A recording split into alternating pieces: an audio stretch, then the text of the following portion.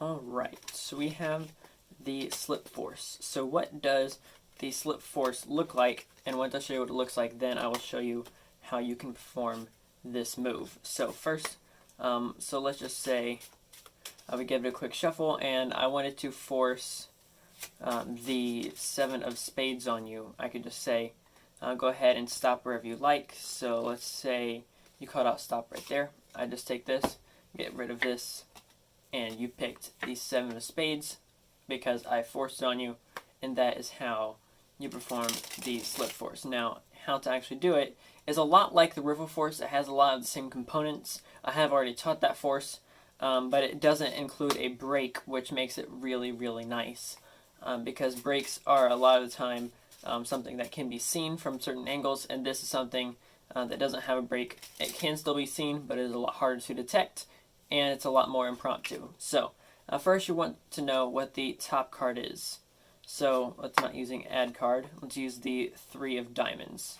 So 3 of diamonds on top, and if you don't know what the top card is, what I like to do is I've given it a cut or I've given it a quick shuffle. So let's say I give it a quick shuffle like this. And then when I'm turning it, I can turn it over and see what this card is. So it's a jack of diamonds. Or when I'm going like this and I pull them both back, I can now see what both sides are. So I can choose what I want by which one I lay down first. So if I want the 5, I'll just do that first. That way I make sure the 5 is on the bottom. Now at this point it's super easy. You can either do something like a double undercut where you catch the break back there. Or let's say you didn't want to do that, you want to do a control. So you just shuffle it up to the top. And then once you get to the top, you just start peeling one by one. There's a lot of controls. I have an entire playlist. I'll link that at the top and put the link in the description for you. So you have a bunch of controls to get whatever card you want to the top. So once you have the card that you're going to try to force on the top, what you're going to do is you're just going to hold it in mechanics grip, which I have an entire grips tutorial as well.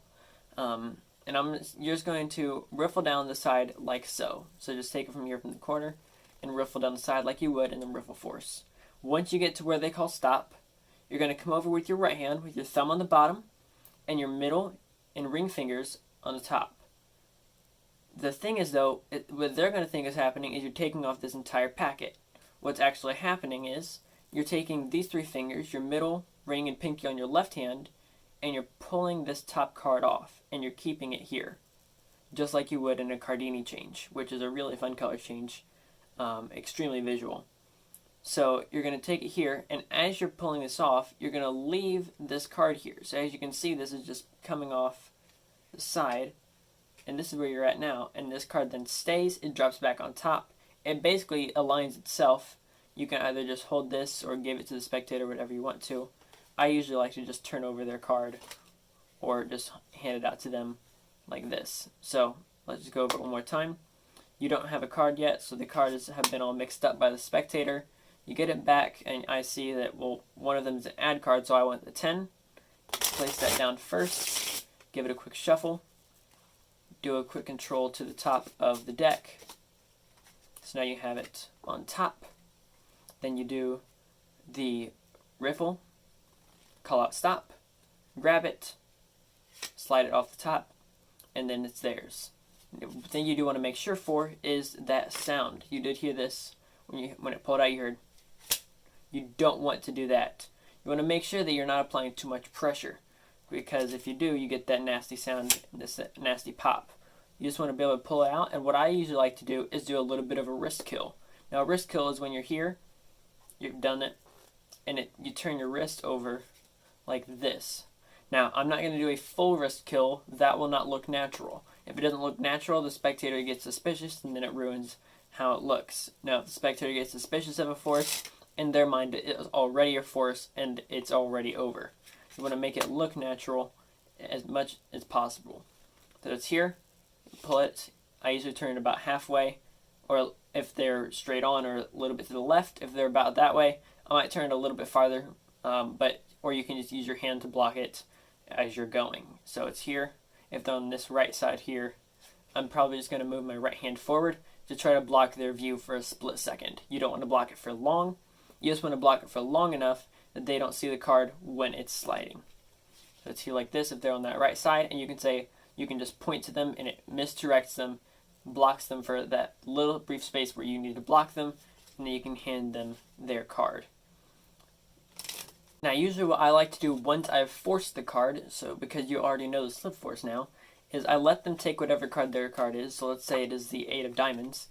I have them put it somewhere in the middle out jogged, and I do a cull to the bottom of the deck. So it's here, I do a quick cull, make it simple, let them push it in and see that it's in the middle, and I just set it down on the table, and I pretend like I'm going to read their friend's mind, whoever it is, and not only that, but I hand them the deck, and I have them hold on to it like this. So I have now read the 8 of diamonds out of their mind. I then have them hold it sideways like this. They cannot see it, they're holding it sideways. Now I say, do you want it on top or bottom?